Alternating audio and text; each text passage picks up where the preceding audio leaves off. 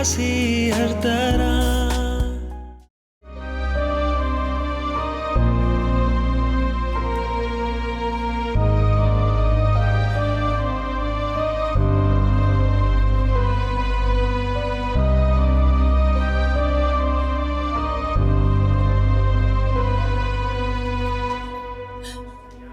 हसन,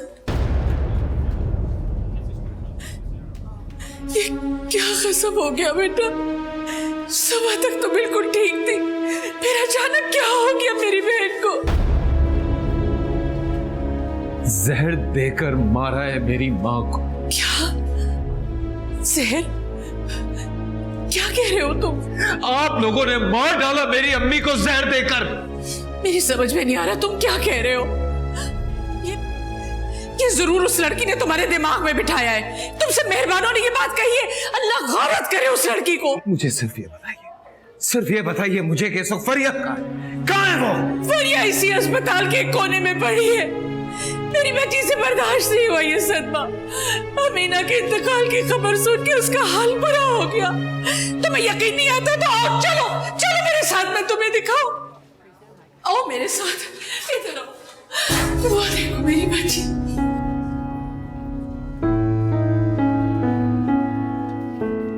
शाह साहब, ये क्या हो गया? हम तो बीबी जी को अच्छा भला छोड़ कर आए थे। मेरी माँ को लस्सी में जहर किसने दिया था शाह? क्या जहर? कैसी लस्सी? वही लस्सी जो तुमने मेहरबानों को दी थी। पर मैंने तो कोई लस्सी नहीं बनाई। नहीं शानो, तुमने नहीं दी, लेकिन हसन का ख्याल है कि फरी ने दी थी। मेरी बहन तो इस दुनिया में रही नहीं। उसकी जिंदगी में किसी की क्या मजाल थी जो हमारे ऊपर गलत निगाह डालता।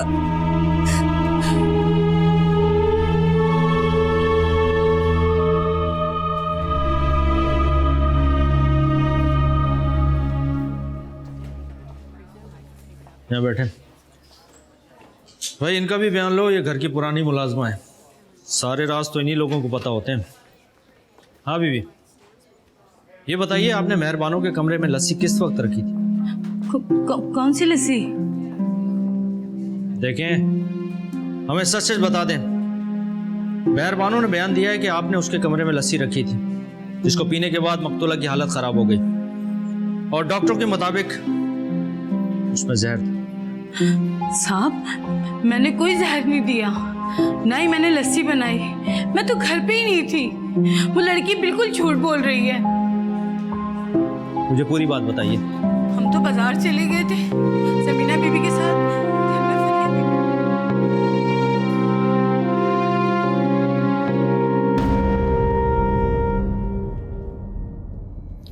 आप यहाँ सिग्नेचर करें और डेड बॉडी अपने साथ दे दें।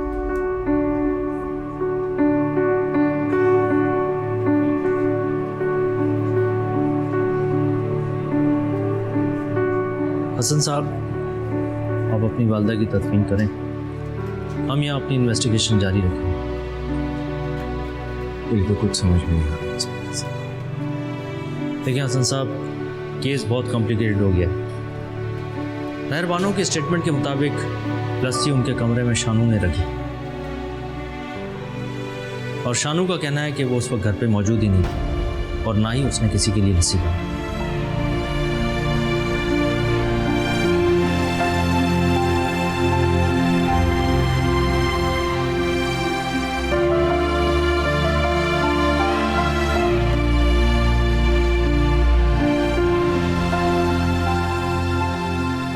आप एक काम कीजिए,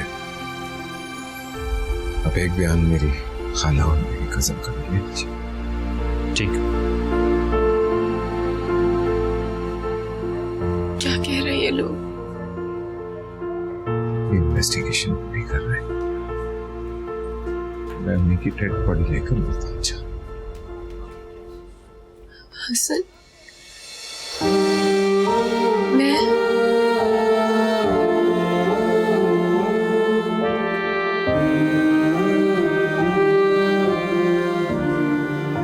किसी पे यकीन नहीं कर सकता मैं। मेरे लिए इस वक्त हर कोई मुजरिम है।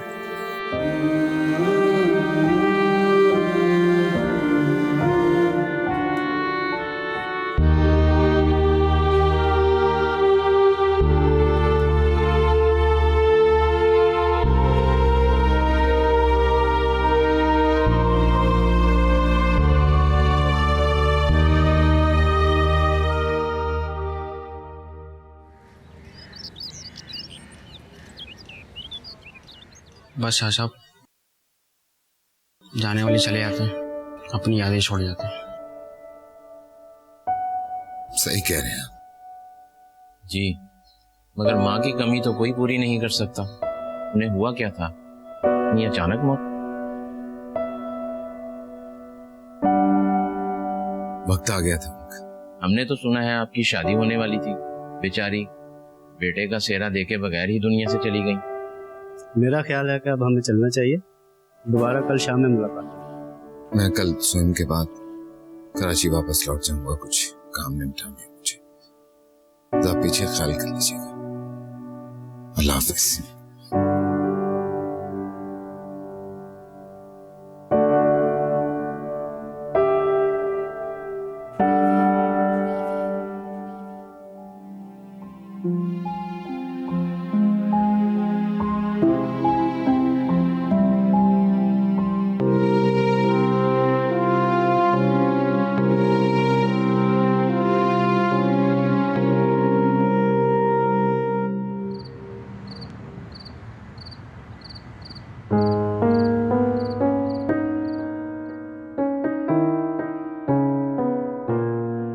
देखिए हसन साहब, केस बहुत कॉम्प्लिकेटेड हो गया है।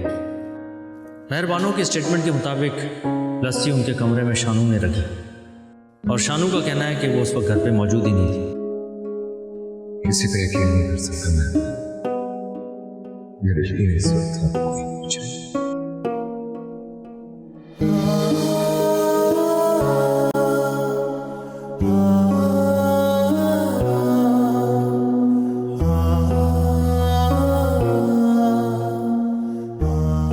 मेरी तो मत मारी गई जब मैं कराची आई, किस मुसीबत में फंस गई। शाह साहब भी मुल्तान चले गए, मुझे लेकर भी नहीं गए। छोटा सा था जब मेरी गोद में खेलता था, अब बड़ा आदमी बन गया तो पहला शक ही शानो अम्मा पर गया। देखो शानू, जब तक पुलिस अपनी तफ्तीश नहीं मुकम्मल कर लेती, हम में से कोई भी यहाँ से नहीं जा सकता। अगर कोई जा सकता तो सबसे पहले मैं चली गई होती। अल्लाह गारत करे इस मेहरबानों को। जब से इस घर में आई है, मुसीबतें ही मुसीबतें देख रहे हैं हम।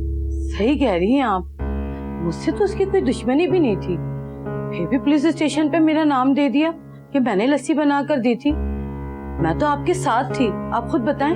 अरे शानो, ये लड़की बहुत चालाक है, लेकिन तुम फिक्र मत करो, तुम्हारी तरफ से मैं गवाही दूंगी।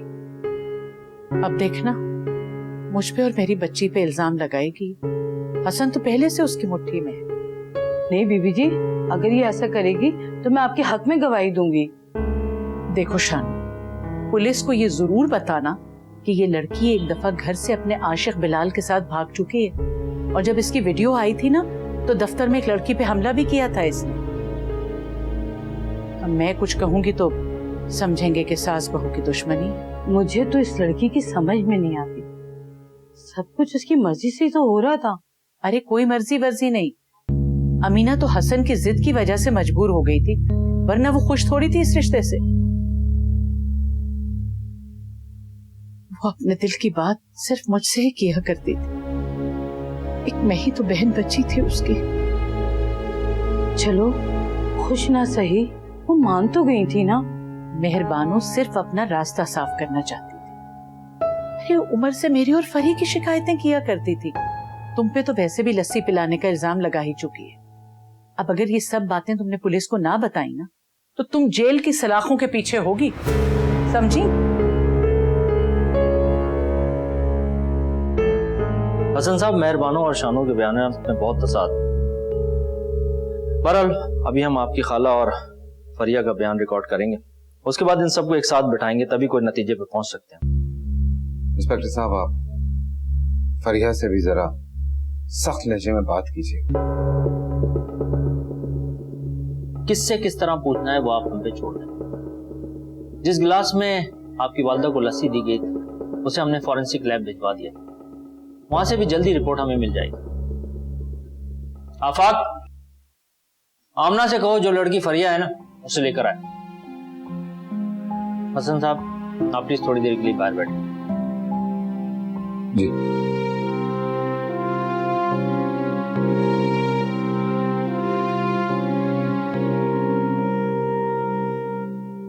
उसके पीछे जाकर उसके कान भरने की कोई जरूरत नहीं है, समझी? खुद बुला लेंगे पुलिस वाले। शानू, जरा नजर रखना इस पे भी गायब ना हो जाए। मैं जरा हसन को देखकर आती हूँ।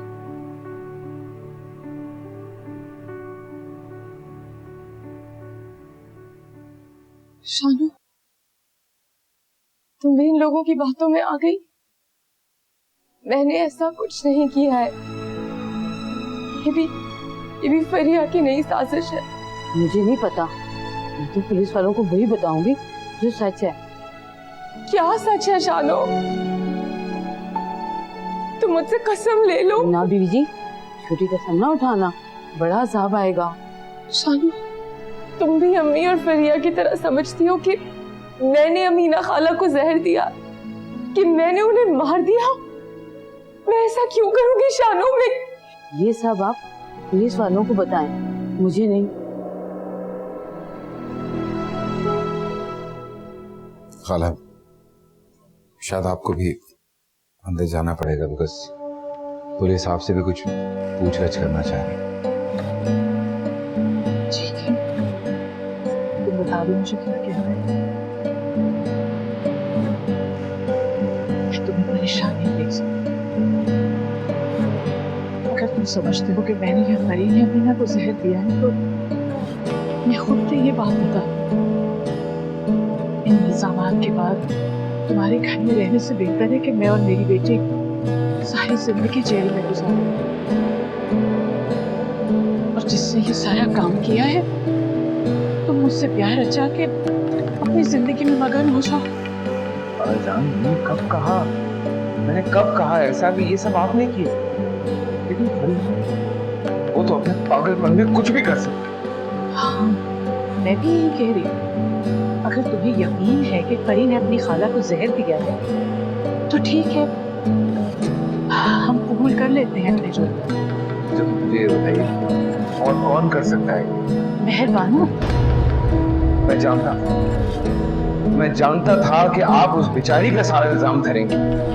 वो क्यों करेगी ये सब? हसन अपनी आंखों से मोहब्बत की इस पट्टी को उतार कर दे। हो सकता है उसका कोई आशिक मिलने आ गया और अमीना ने अपनी आंखों से सब देख लिया हो। उसने अमीना का मुंह बंद करने के लिए हमेशा को उसकी आंखें बंद कर। तुम मेरी बात का यकीन करो ना करो, बखुदा मैंने उसको और बिलाल को खुद रंगे हाथों पकड़ा था। और फिर उमर से कह के मेहरबानों ने बिलाल और फरी का रिश्ता रुकवाने की कोशिश की थी। आज अगर मेरा उमर जिंदा होता तो मेरी बात की गवाही देता। काश अमीना जिंदा होती। अल्लाह जाने मेहरबानों का कौन सा राज लिए इस दुनिया से चली गई। खाला जान, अम्मी बहुत खुश थी मेरी और मेहरबानों की शादी में। खुश नहीं थी हसन, सिर्फ खुश नजर आने की कोशिश करती। उसे पता था कि तुम्हारी ख्वाहिश के आगे अगर उसने इनकार कर दिया तो बेटे को खो देगी। उसने तो मरने से पहले मुझसे माफी मांगी कि वो फरी को अपनी बहू नहीं बना सकी। अपनी माँ को तो तड़पता और मरता हुआ देख ही चुके। अब अगर उसकी रूह को भी तड़पाना चाहते हो तो कर लो मेहरबानों से शादी।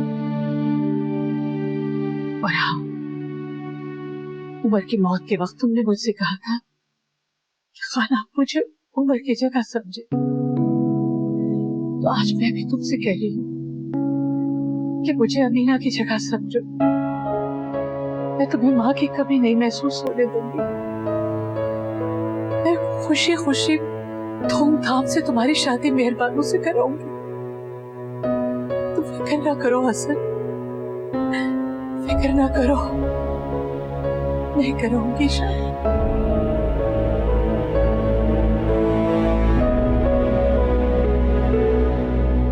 जिस वक्त ये वाकया हुआ आप कहाँ थी? मैं अपनी अम्मी के साथ शॉपिंग पे गई हुई थी। हम लोग तो बहुत खुश थे। किस जगह गई थी shopping? Farhad market. Farhad market, ये तो आपके घर के करीब है। जी। तो आप सारा वक्त अपनी अम्मी के साथ थी। मेरा मतलब है कि थोड़ी देर के लिए आप अलग नहीं हुई? आपकी अम्मी नमाज पढ़ने गई हों या वॉशरूम गई हों? नहीं, हम सारा टाइम साथ ही थे। बल्कि हमारे साथ हमारे घर की मुलाजमा शामिल भी थी। आप चाहें तो उससे पूछ लें। उसका बयान दर्ज कर लिया गया। आप मेहरबानो और हसन की शादी से खुश नहीं थे, क्या ये बात सच है? जी, क्यों? क्योंकि हसन मेरा बचपन का मंगेतर था और मेहरबानो मेरी भाभी। तो हसन ने आपसे शादी क्यों नहीं की? ये तो आप हसन से ही पूछें। देखिए बीवी, हमें हर तरह से इस केस का जायजा लेना है। ये सब आपको मेहरबानो नहीं बोला है ना, बल्कि वो तो मुझे मेरे भाई की मौत का भी जिम्मेदार ठहरा रही थी। आप बताएं, क्या कोई बहन अपने भाई को मार सकती है? आपके भाई की डेथ कैसे हुई? एक्सीडेंट था। वो काफी परेशान रहते थे। क्यों परेशान रहते हैं? मेरे लिए एक लड़के का रिश्ता आया था, उससे मेरी भाभी को चक्कर हो गया था। ये क्या कह रही हैं आप? भाभी के सवालों का जवाब दे रही हूँ।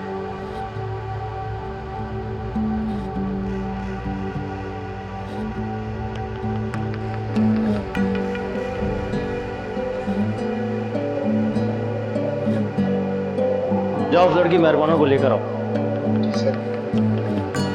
हसन साहब, हमें जरा सख्ती करना पड़ेगी क्योंकि सारे सबूत उसके खिलाफ जा रहे हैं। फॉरेंसिक रिपोर्ट के मुताबिक लस्सी के गिलास पे सिर्फ आपकी वालदा और मेहरबानों की उंगलियों के निशाना, और अगर आप फिर भी चाहते हैं हम ये केस बंद कर देते हैं।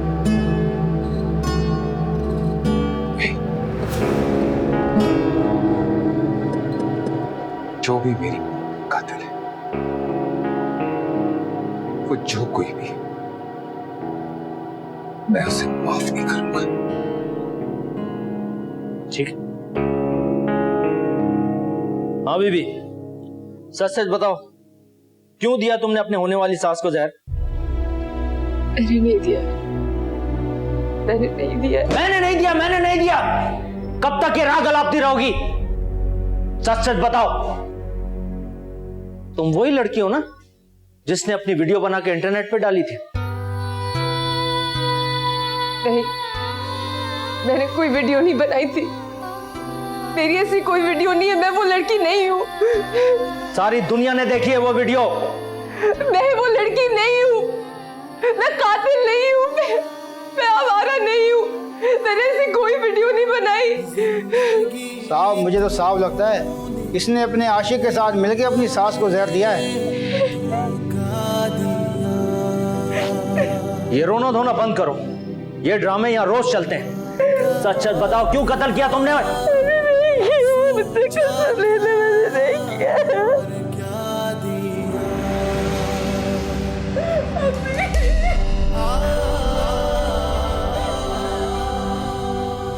आपकी खाला के बयान के मुताबिक जिस वक्त ये वाकया हुआ उस वक्त घर में आपकी वालदा और मेहरबानों के अलावा कोई नहीं। हो सकता है कि कोई लड़का मेहरबानों से मिलने आया हो और आपकी वालदा ने देख लिया हो। नहीं इंस्पेक्टर साहब, मेहरबानो ऐसी लड़की नहीं।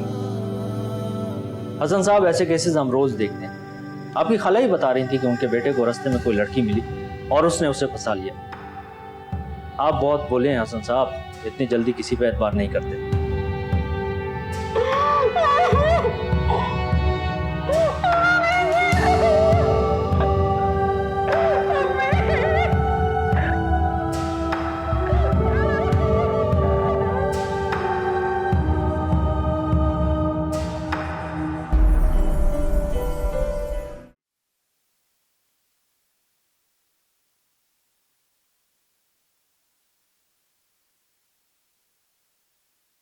ठीक है इंस्पेक्टर साहब,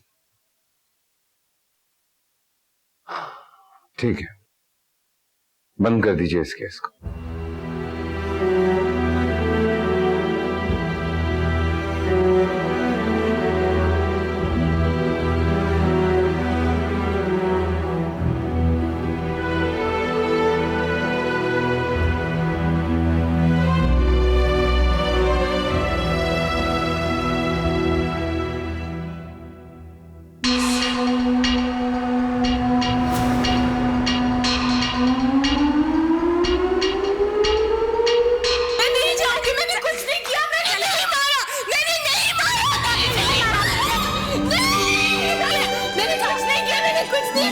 मैंने जहर नहीं दिया, मैंने नहीं मारा, मैंने नहीं मारा, मुझे जाने दो।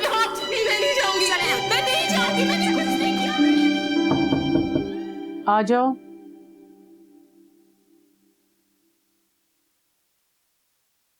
चल। शानो। जी बीबी जी। हसन घर पे है या चला गया? अभी तक तो घर में ही है। वो पुलिस स्टेशन से फोन आया था।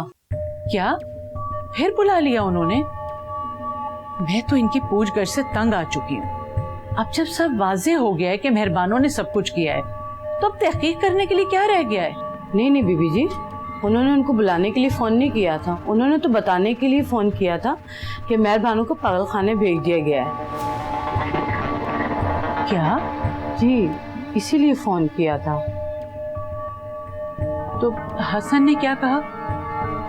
कुछ नहीं बीबी जी, सुनकर फोन रख दिया। अरे बीबी जी, बुरे काम का बुरा नतीजा होता है। उल्टा हाथ कुछ भी नहीं आया, पहुंच गई पागल खाने। अच्छा बस करो, उस मेहरबानों का जिक्र अब मत करो इस घर में। हसन साहब भी यही कह रहे थे। क्या हसन ने भी यही कहा? देर से ही सही, उन्हें अपनी गलती का एहसास हो गया है। काश वो मेहरबानों को अपने घर ना लाते तो आज अमीना बीबी मेरी जिंदा होती। अच्छा अब रहने दो इन बातों को और जाओ किचन देखो, मैं अभी आ रही।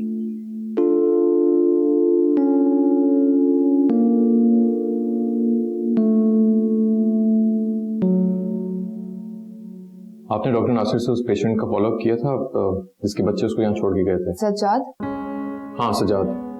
कैसी तबीयत है उनकी? जी सर, काफी बेहतर है वो, बस अपने बच्चों को मिस करते हैं। तो कोई घर से आके मिलता नहीं क्या? मैंने समझाया भी था उनके बेटे को कि उनके वालिद को इलाज से ज्यादा तवज्जो की जरूरत है। सर आप तो हर पेशेंट के बारे में यही कहते हैं। क्योंकि हर पेशेंट को तवज्जो की जरूरत होती है। वो जो लड़की चीख रही थी, कौन थी वो? आई डोंट नो सर, मेरे ख्याल से न्यू पेशेंट है। मैं डॉक्टर नासिर से पूछ के बताती हूँ। आप ऐसा करें कि डॉक्टर नासिर को यहाँ भेज दें, मैं उनकी जरा केस हिस्ट्री चेक करता हूँ। ओके।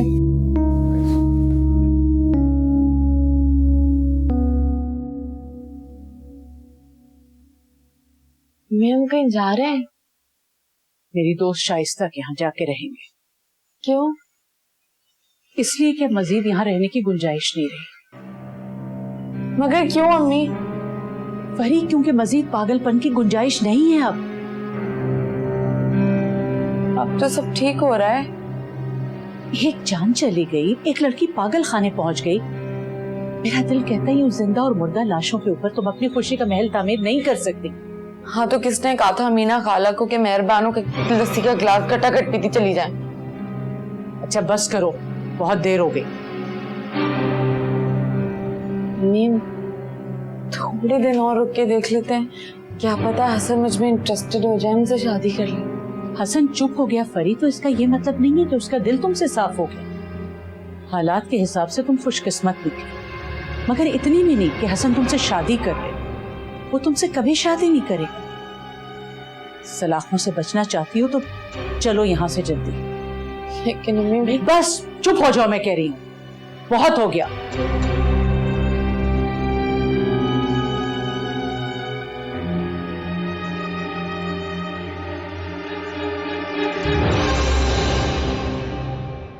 सर मेहरबानो नाम है उस लड़की का, किसी कत्ल केस में गिरफ्तार थी। वहां दौरे पड़ते थे तो उन्होंने यहाँ भेज दिया। और कोई खास बात? सर इस लड़की की एक गैर इखलाकी वीडियो भी इंटरनेट पर मौजूद है। I see।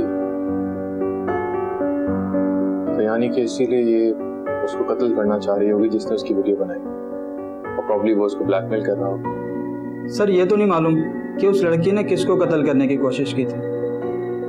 क्यों? आपको मालूम होना चाहिए। जब तक हमें केस की पूरी हिस्ट्री मालूम नहीं होती, हम इलाज किस तरह करें? सर असल में ये लड़की आज ही एडमिट हुई है और डिटेल्स मैंने अभी तक देखी नहीं। तो फिर देखें और फिर आए। बल्कि समन आप नासिर के साथ जाएं और जितने भी नए पेशेंट्स हैं उनकी केस हिस्ट्रीज निकालें। Right sir. थैंक्स।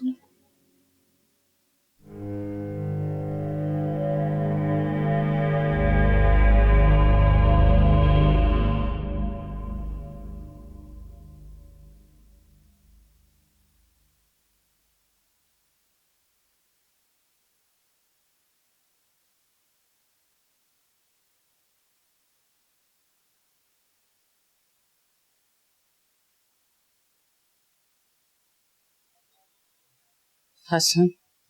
जी खाल।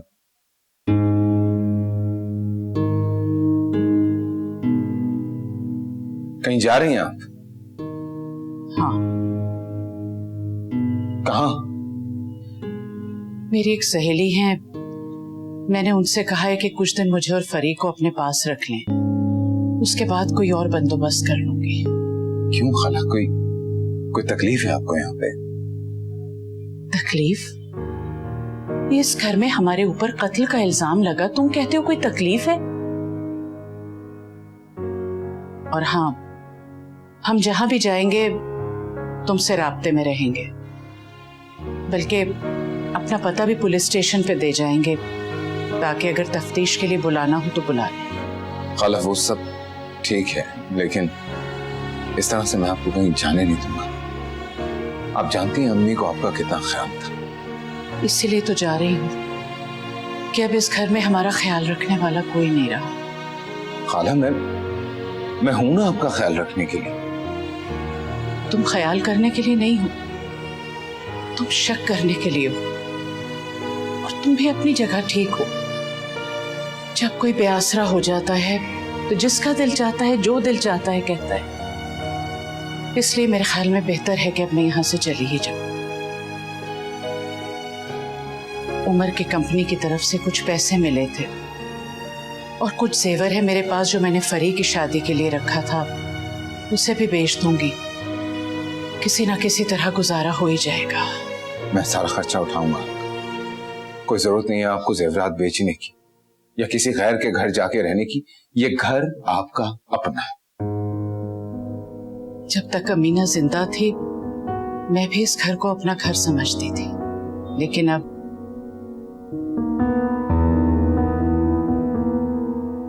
खाला मैं ऐसा क्या करूं कि आप रुक जाओ?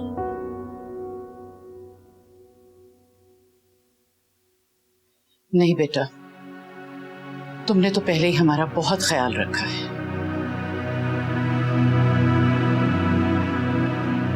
मैं अगर फरिया से शादी करूं तो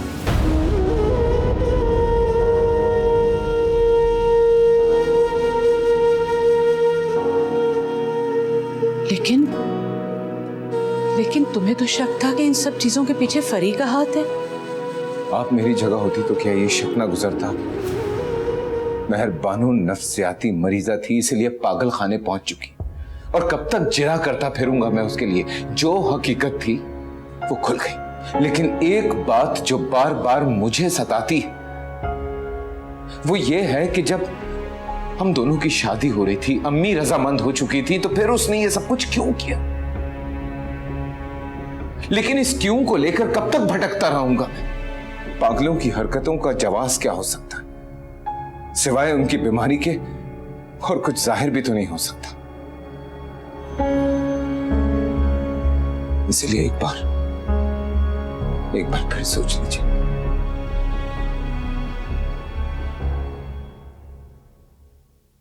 क्या मैं आपको बहैसियत दामाद कबूल हूं?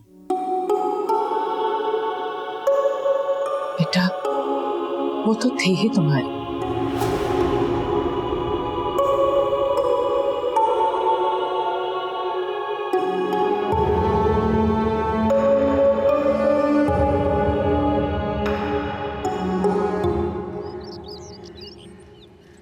लीजिए, आ गए आपके दामाद साहब। आती है इसमें का पूछे।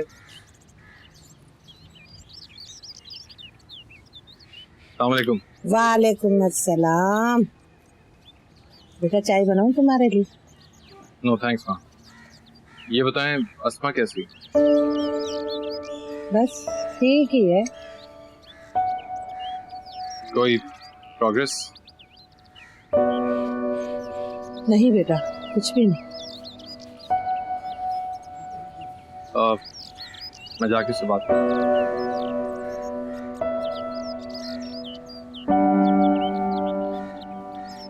मिलना क्या है, बस जाके देखेगा ही ना।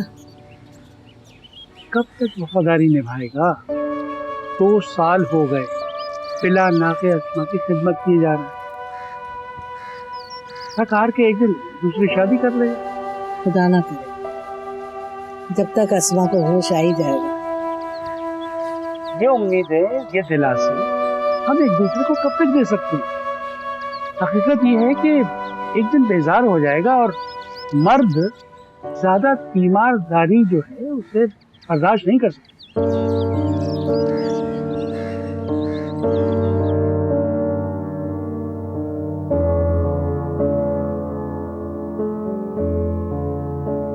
Any progress? राइट हैंड में थोड़ी सी मूवमेंट हुई है। Blood pressure normal? जी सर, बीपी, टेम्परेचर, पल्स सब ठीक है।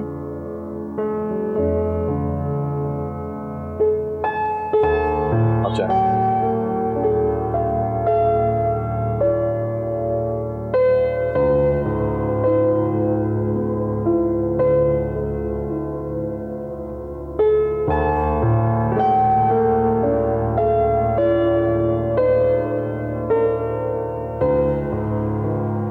देखो अस्मा, आज मैं जल्दी आ गया हूँ।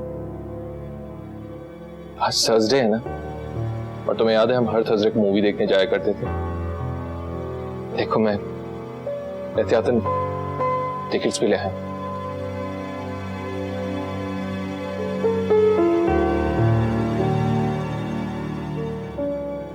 आज तुम्हारी तबीयत ठीक नहीं है तो शायद हम मूवी देखने ना जा सके। मैंने सोचा था कि शायद आज तुम बच्चों मुझसे बातें करो, मुझसे लड़ो, हमेशा की तरह जिद करो कि तुम्हें ये मूवी नहीं देखनी, क्योंकि कभी हमारी मूवी में चॉइसेस मिली ही नहीं। लेकिन मैं फिर भी तुमसे कहूं कि इस वीक हम ये मूवी देखेंगे, नेक्स्ट वीक तुम्हारी चॉइस की होगी। लेकिन फिर भी तुम जिद पे अड़ी रहती। उसके बाद हम सिनेमा जाते और इसको ब्लैक करते टिकट, और उसकी जगह कोई और टिकट्स ले लेते।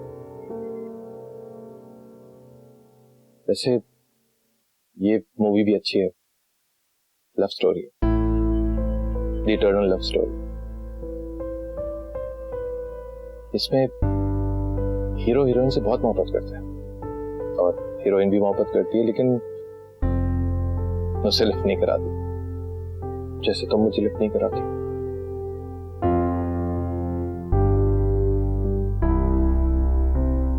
उठो ना अस्मा, चलो मूवी देखने चलते हैं ना। अच्छा, हम कोई और मूवी देख लेंगे। प्लीज उठो, मुझसे बात करो यार। अच्छा तुम रेस्ट करो, हम मूवी देखने नहीं जाए, मैं तुम्हारे पास बैठा हूं।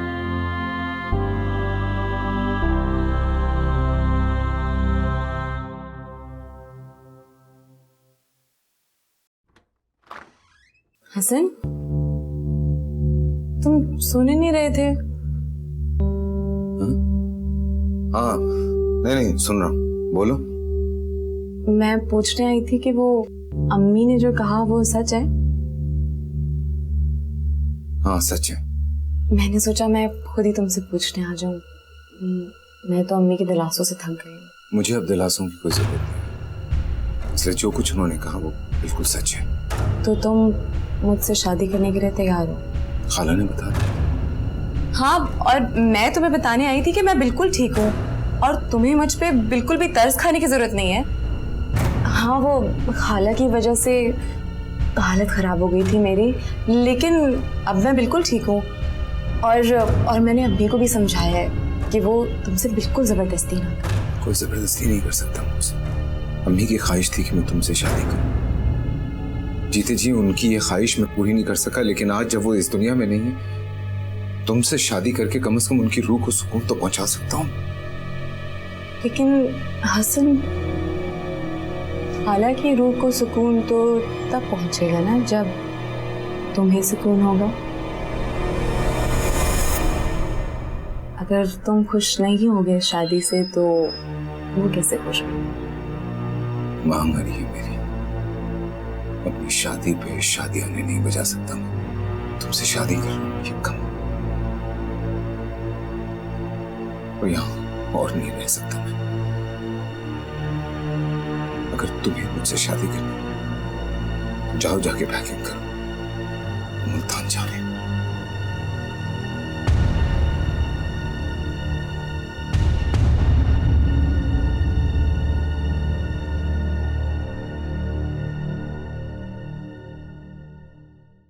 शानू, मेरे ख्याल में दाल गोश्त बना लो, हसन को बहुत पसंद है। दाल गोश्त तो वो अमीना बीबी के हाथ का ही खाते थे, और तो किसी के हाथ का पसंद भी नहीं है। क्या करें, अब तो किसी और के हाथ का ही खाना पड़ेगा। परी बेटा, तुम ऐसा करो, शानू के साथ मिलके दाल गोश्त बनवा लो। अगर हसन को पसंद है तो तुम्हें बनाना आना चाहिए। जी बेटा, मैं तुमसे कह रही हूँ शानू के साथ लग जाओ, दाल गोश्त बनाना सीख लो, हसन को पसंद है।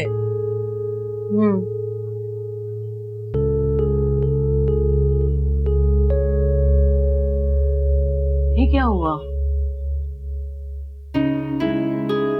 मीना की मौत का बहुत असर लिया है इसने। हसन साहब को इस वक्त तवज्जो की जरूरत है। फरिया बीबी से कहें इनका ख्याल रखें। हाँ ठीक कह रही हो, बस इंशाल्लाह शादी के बाद सब कुछ ठीक हो जाएगा। तुम ऐसे करो, दाल निकालो, मैं देखती।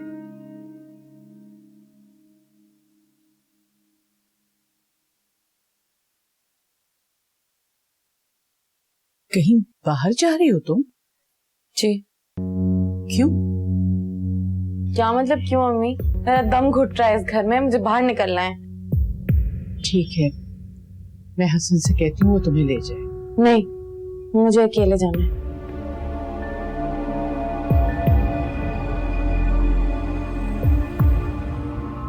देखो फरी, जो कुछ होना था हो चुका। अब अपने आप को अपने हवासों में रखो, समझी मेरी बात?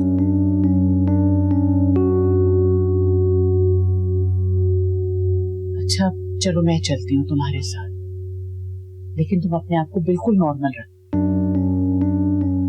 मैं कोशिश करूंगी अपने आप को नॉर्मल रखने की। चलो शॉपिंग करने चलते हैं।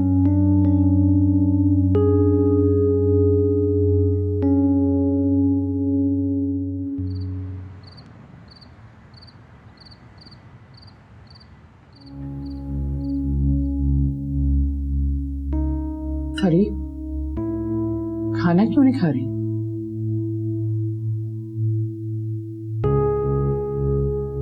खालाजान, तैयारी कर लीजिएगा, परसों मुल्तान जा रहे हैं। इतनी जल्दी? एक्चुअली फसल पक गई, उसकी कटाई है, तो मैं चाह रहा हूँ मेरे सामने। दूसरी बात यह भी थी कि निकाह भी वहीं कर लेंगे। वैसे अम्मी ने सारी तैयारियां कर रखी हैं, लेकिन अगर कोई कमी रह गई हो तो अब आप ही मेरी माँ की जगह है, आप कर लीजिएगा। माँ जी, तैयारी कर लीजिए मुल्तान जाने की, परसों जा रहे हैं। जी अच्छा।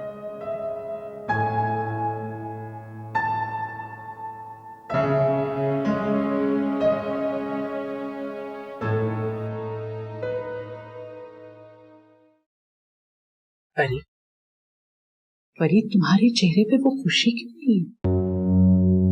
मैं खुश हूँ। नजर तो नहीं आ रहा। खुशी हूँ। जब कोई इंसान कोई चीज पाना चाहता है और उसे मिल जाती है तो वो खुश होता है। मैं खुश हूँ। क्या चाहती हो तुम? क्या किया है मैंने अम्मी? क्या कर दिया मैंने? हसन से शादी करना चाह रही थी, अब तुम्हारी उससे शादी हो रही है। मैंने कौन सा शादी के लिए मना कर दिया? इतनी चुप चुप क्यों? पता नहीं। खुशी नहीं महसूस हो रही। मुझे ऐसा लगता था कि जब मेरी हसन से शादी होने लगेगी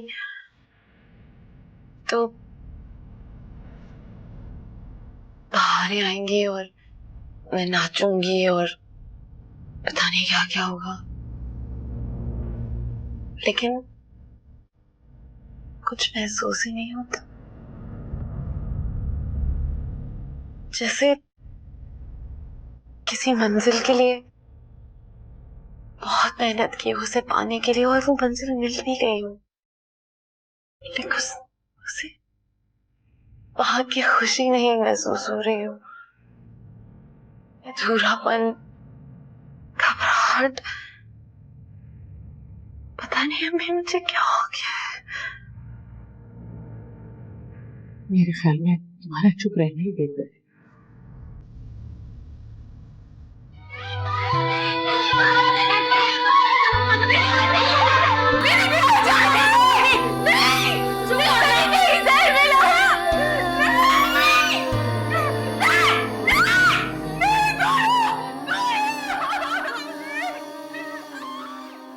वो आपने डॉक्टर राहील को अस्मा की रिपोर्ट से कहीं ना? हाँ, उसने भी यही कहा जो मैं और तुम पहले से जानते हैं। उसे कभी भी होश आ सकता है और ये कभी कब आएगी ये अल्लाह पर मुनस्सिर कि वो हमारी मजीद कितनी आजमाइश लेता है। मेरी बेटी ने तो जिंदगी में अपने कुछ नहीं देखा।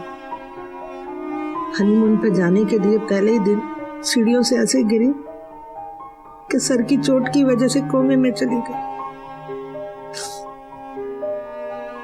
खुदा के लिए फरजाना इतनी खुदगर्ज मत बनो। रजा ने भी तो कुछ नहीं देखा, ये भी तो उसी आजमाइश से गुजर रहा है। आप ऐसा क्यों सोचते हैं कि मुझे रजा का एहसास नहीं है? अरे नहीं मामा, कैसी बात कर रही हैं? आप तो मेरी अपनी हैं और इसमें कभी दो राय नहीं हो सकती। अच्छा प्लीज रिलैक्स नाउ, अब प्लीज खाना खाएं। देखो ना बेटा, तुम्हारे डैडी कैसी बातें करते हैं, मुझे बेटी के दुख के ताने ही देते रहते। अच्छा चलें, आप रिलैक्स करें, खाना खाएं प्लीज। अच्छा बस आ जाइए।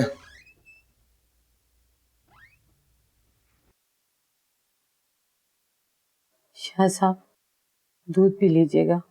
कल रात भी आप बगैर पिए ही सो गए थे। रख दीजिए।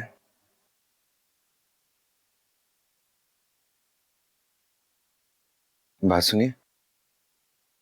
जी? बात करनी थी आपसे। पता नहीं मैंने आपसे कहा है या नहीं, आजकल दिमाग भी। खाला जान को तो मैंने समझा दिया था, बाकी भी मुल्तान से कोई रिश्तेदार कोई फोन आए या किसी से भी आपकी बात हो तो किसी को ये मत बताइएगा कि अम्मी का इंतकाल कैसे हुआ। ये कहिएगा कि वक्त आ गया था उनका हार्ट फेलियर। प्लीज। हाँ बेटा, मैं भी यही कहूंगी, किसी से कोई जिक्र नहीं करूंगी, आप बेफिक्र रहो।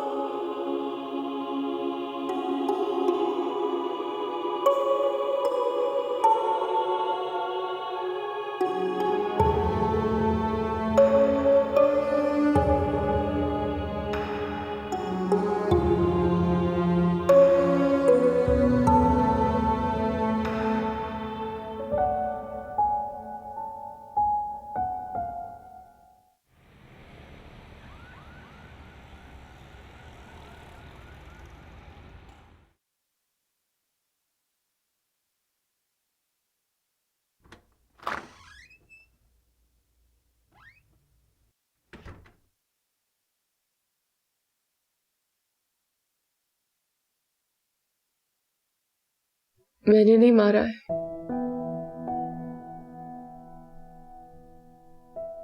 मैंने नहीं मारा है। मैं सच बोल रही हूँ, मैंने नहीं मारा है। मैंने नहीं मारा है। ओके, मैं जानता हूँ कि आपने नहीं मारा। अब जस्ट रिलैक्स, ओके? आपको पता है मैंने नहीं मारा ना? आप सबको पता है मैंने नहीं मारा है। मुझे पूरा यकीन है कि आपने नहीं मारा और मैं सबको बताऊंगा। सबसे पहले मैं आपकी अम्मी को बताऊंगा, ओके?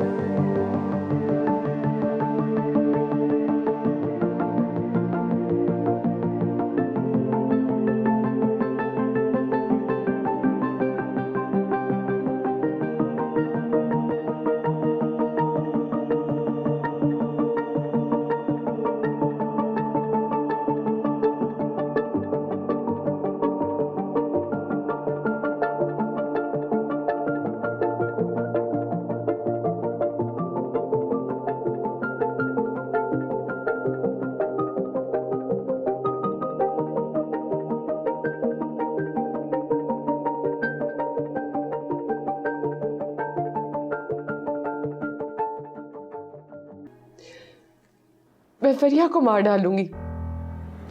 मैं फरिया को मार डालूंगी। मैं फरिया को मार डालूंगी। मैं उसे नहीं छोड़ूंगी। मैं उसे मार डालूंगी। मैं उसे मार डालूंगी। मैं उसे मार डालूंगी। मैं उसे मार डालूंगी। मुझे नफरत है उससे। मैं उसे मार दूंगी। मैं परी को मार दूंगी। मैं आपको बता रही हूँ। छोड़े मुझे।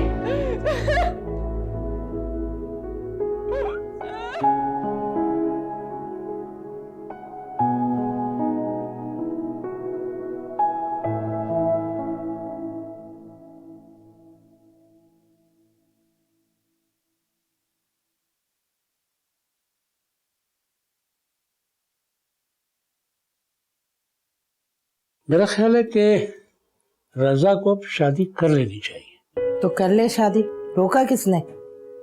पर वो ऐसे शादी नहीं करेगा। मुझे और आपको उस पर जोर डालना पड़ेगा, वरना वो सारी जिंदगी यूं ही गुजार देगा। देखो अहमद, जब तक अस्मा जिंदा है उसे इसी तरह की जिंदगी गुजारनी चाहिए, और जब तक अस्मा की सांस चल रही है ना, तो हम सबको उससे उम्मीद रखनी चाहिए। पर ये तो खुदगर्जी की बात है ना भाई। मैं और आप तो अपनी जिंदगी गुजार चुके, रजा को क्यों इस जंजीर में जकड़े रहने दें? वो उससे मोहब्बत करता है, वो उसकी मोहब्बत की जंजीर में जकड़ा हुआ है। लेकिन कब तक? आखिर कब तक वो एक सोई हुई लड़की की मोहब्बत में जिंदगी गुजारेगा? तो भाई उसने दामाद होते हुए सगी औलाद से बढ़ के हमारा ख्याल रखा है, तो हमारा भी फर्ज है कि उसके बारे में सोचें। देखें अहमद, जब आप इस किस्म की बातें करते हैं ना, तो मुझे भी मायूसी होती है। अभी डॉक्टर ने हमें जवाब नहीं दिया, और हमें अभी नाउम्मीद नहीं होना चाहिए। डॉक्टर्स, अरे भाई हम डॉक्टर्स कभी अपने मरीज को साफ जवाब नहीं देते, हमेशा यही उम्मीद दिलाते हैं कि सब बेहतर हो जाएगा। आप ये सोचें कि अगर कल को हमारी बेटी होश में आ गई और उसे ये पता चलता है कि उसके माँ बाप ने उसके शौहर की शादी खुद कराई है, तो उसके दिल पे क्या गुजरेगी? सोचे जरा।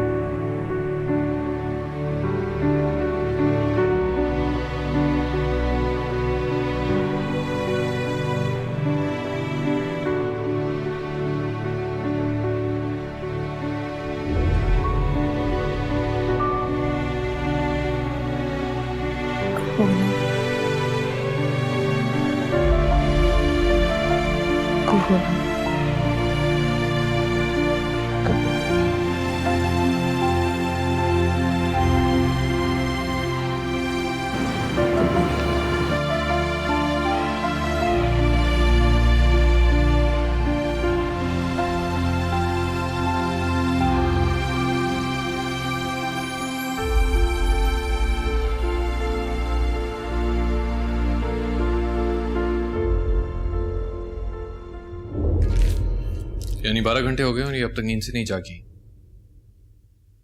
जी सर, जब भी जाती हैं पुरसुकून होती हैं।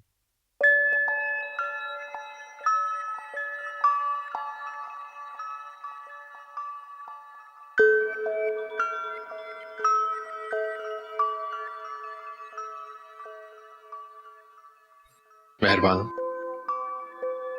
मेहरबान हो।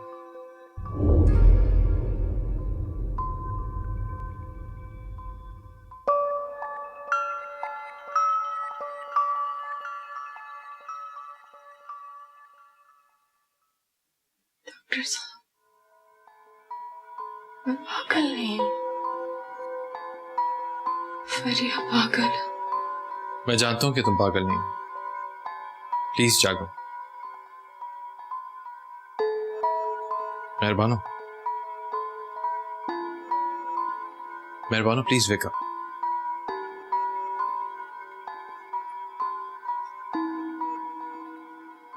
आज मैं देर से घर जाऊंगा। जी सर। इन्हें जगाइए और फिर मेरे पास लाइएगा। ठीक सर।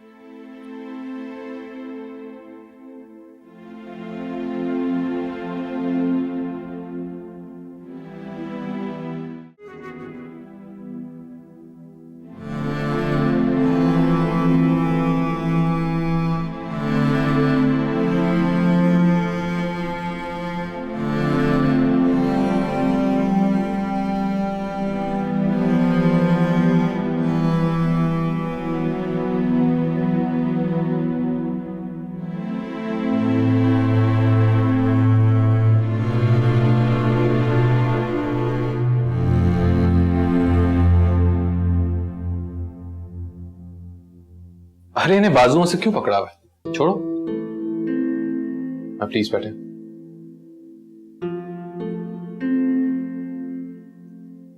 इस तरह पकड़ के लाने की क्या जरूरत थी?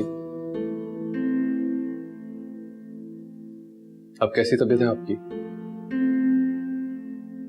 मेहरबान हो, कुछ तो बोलो, कुछ तो बोलो मेहरबान।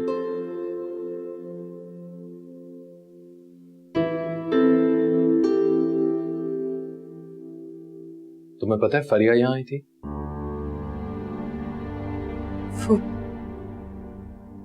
वो मेरे पीछे पीछे यहां तक आ गई। परेशान नहीं, मैंने उसे अच्छी तरह से डरा धमका के यहां से भगा दिया। हसन था उसके साथ? हसन कौन है? वो जिसकी मदर की डेथ हुई थी? जिससे मेरी शादी होने वाली थी।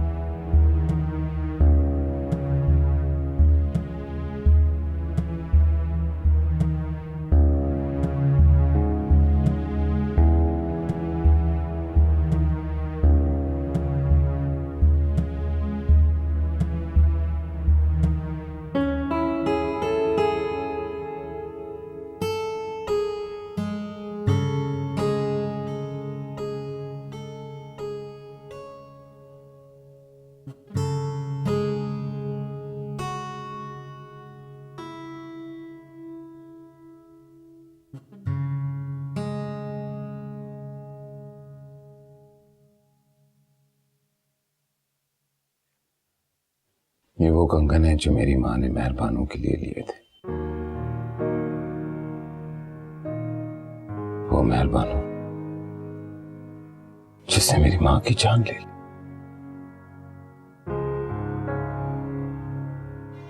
क्या ही अच्छा होता कि आज अम्मी जिंदा होती। कितनी ख्वाहिश थी उनकी तुम्हें अपनी बहू बनाने की।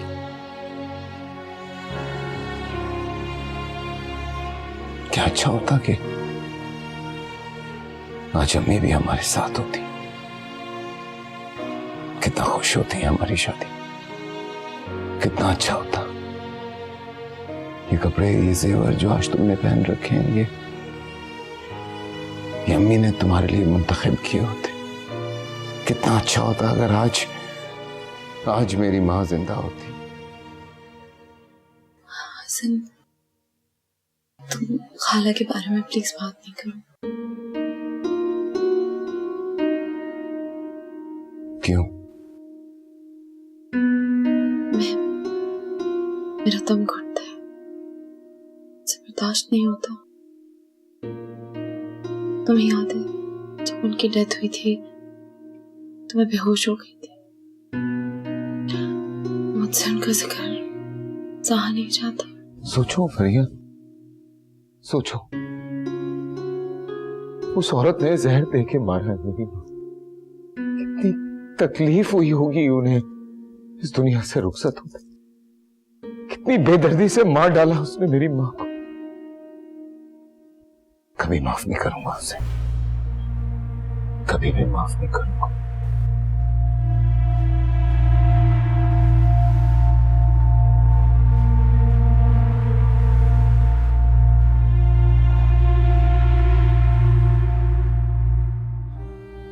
मेरा एतबार कभी किसी ने नहीं किया। वो कमाल सफाई से झूठ बोलती रही और उसके अवस में सवाब भी हासिल करती रही, और मुझे उसके हर गुनाह की सजा मिलती रही। मेरे पास इस बात का हल नहीं है। या तो मैं उसको मार डालूं या खुद को खत्म कर दूं। दोनों सूरतों में तुम्हें क्या हासिल है? सुकून। मुझे सुकून चाहिए। डॉक्टर साहब, मैं थक गई हूं। मुझे कोई ऐसा इंजेक्शन दे दे जिससे मुझे बहुत गहरी नींद आए। इतनी गहरी नींद के सारी उम्र बस नींद में ही गुजर जाए। तुम्हें पता है मेहरबान कि जब कोई इंसान बहुत गहरी नींद में चला जाता है तो जो उनके चाहने वाले होते हैं उन पे क्या क़यामत बीतती है। मेरा कोई चाहने वाला नहीं, मेरा चाहने वाला मर चुका।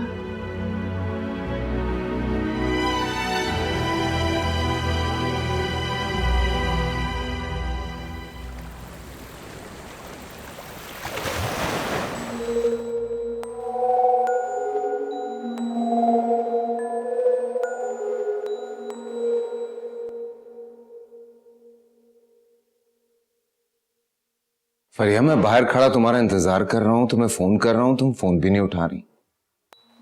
आ गए तुम? खाना खाया तुमने? फरिया, हम दोनों किसी की दावत पे जा रहे हैं। मेरा दोस्त है जिसने हमारी शादी की खुशी में दावत की हुई है, उसके घर खाना है। मैं अभी तुम्हारे सामने तैयार होके कमरे से गया।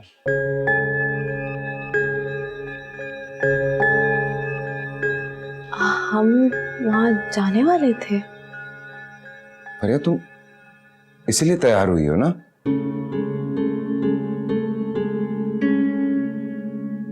चलें, देर हो रही है। हाँ चलो चले। तुम जाओ, मैं आती हूँ। जल्दी आओ प्लीज।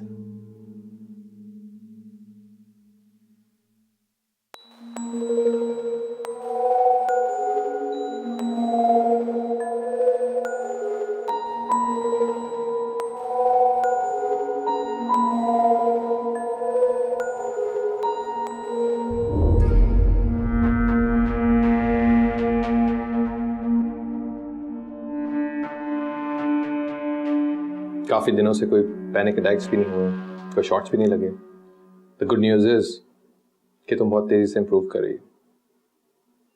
डॉक्टर साहब, मुझे कोई ऐसी दवा दे दें जिससे मैं और बीमार हो जाऊं। मैं ठीक नहीं होना चाहती। मुझे इतना बीमार कर दे, इतना बीमार कर दे कि मैं तकलीफ से मर जाऊं। डॉक्टर साहब, मुझे ठीक नहीं होना।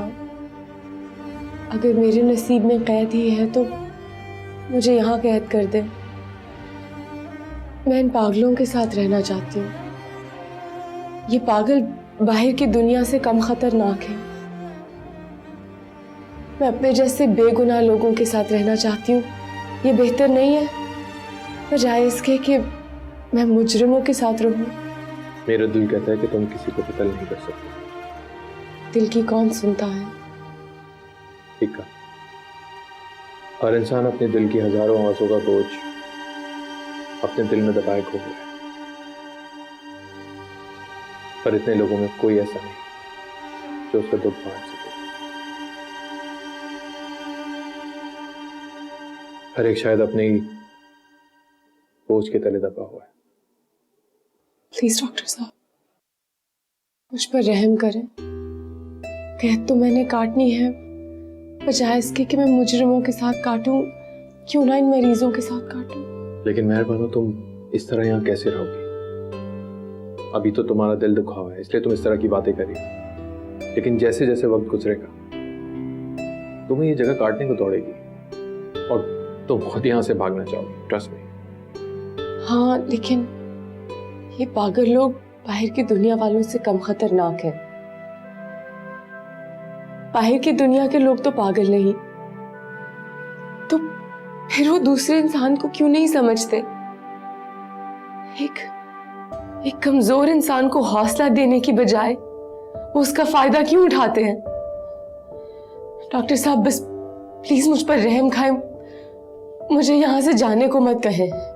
मैं यहीं रहना चाहती हूँ, मैं यहां खुश हूं। डॉक्टर साहब प्लीज मुझे गलत मत समझें। मुझे यहाँ रहने दे। वो वीडियो मुझे नहीं पता कैसे बनी, मैंने नहीं बनाई थी, वो फरिया ने बनाई थी डॉक्टर साहब। मुझे तुम पे यकीन है मैम। आपको मुझ पर यकीन है? आपको वाकई मुझ पर यकीन है? मुझे तुम पर वाकई यकीन है, ट्रस्ट मी। तो फिर मुझे यहाँ रख लेना डॉक्टर साहब, मुझे जाने को ना कहें। आप सबको कहते हैं कि मेहरबानों ने इतने दुख देखे कि वो पागल हो गई है, वो सचमुच में पागल हो गई है, मुझे जाने को ना कहें। फिर एक काम हो सकता है, अगर मैं तुम्हारी यहाँ जॉब लगवा दूं तो? कैसी जॉब? बस यहाँ पे मौजूद लोगों को संभालना होगा, जैसे कुछ लोग तुम्हें संभालते थे। ठीक है डॉक्टर साहब, मुझे मंजूर है, ये मैं कर सकती हूँ।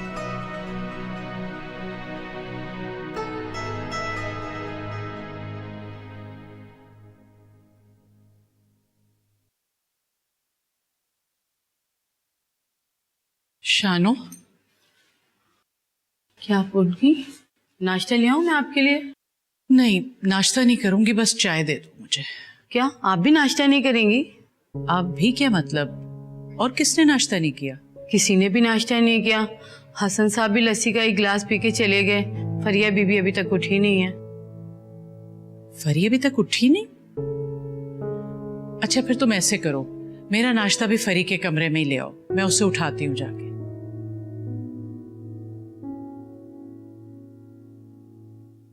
सर मैंने डॉक्टर नासिर से कह के मेहरबानों को अपॉइंट करा दिया है, वो इसे यहाँ अकोमोडेशन भी दे देंगे।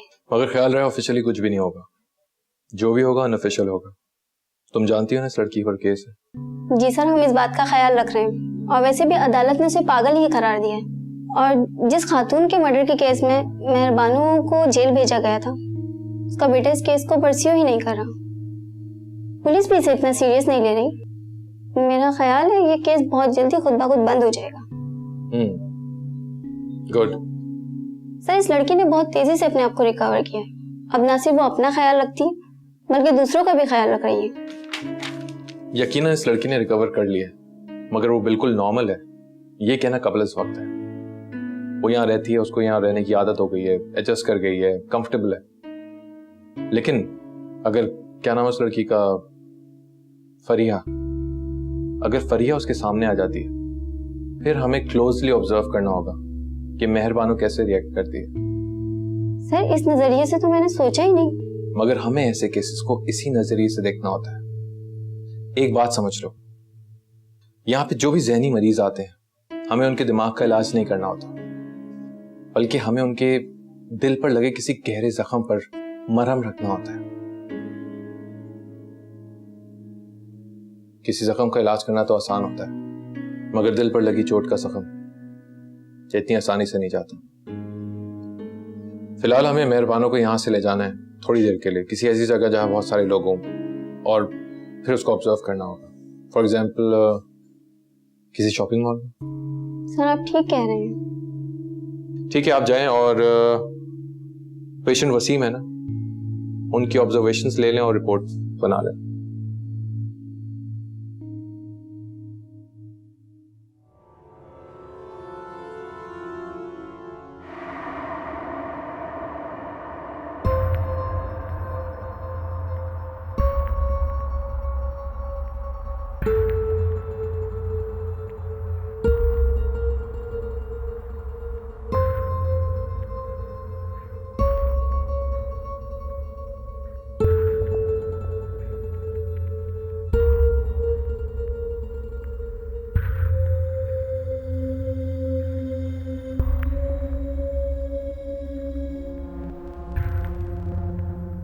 अरे फरी, बेटा तुम जाग रही हो तो उठ के बाहर आ जाती। शानो समझ रही है तुम सो रही हो। फरी, फरी, हाँ क्या बात है बेटा? इतनी गुमसुम से क्यों रहती हो? क्या हसन अकेले में तुमसे कुछ कहता है या उसका रवैया तुम्हारे साथ ठीक नहीं? ऐसा कुछ नहीं अम्मी। तो बेटा कल दावत में भी तुम किसी से बात नहीं कर रही थी, कोई कुछ पूछता भी तो बस हूं हाँ करके टाल देती थी। ऐसा करोगे तो लोग शक में मुब्तला हो जाएंगे कि शायद जबरदस्ती की शादी थी। आप सुबह सुबह तकरीर देने आई हैं। सुबह सुबह? आधा दिन ढल गया है बेटा। तुम इस घर की मालकिन हो, कमरे से बाहर निकलो, काम काज को देखो। अम्मी इस घर में नौकर हैं घर के काम काज देखने के लिए। इन नौकरों के सर पे सवार होना पड़ता है तब ये काम करते हैं। तो आप मेरे सर पे सवार होने के बजाय उनके सर पे क्यों नहीं सवार हो रही?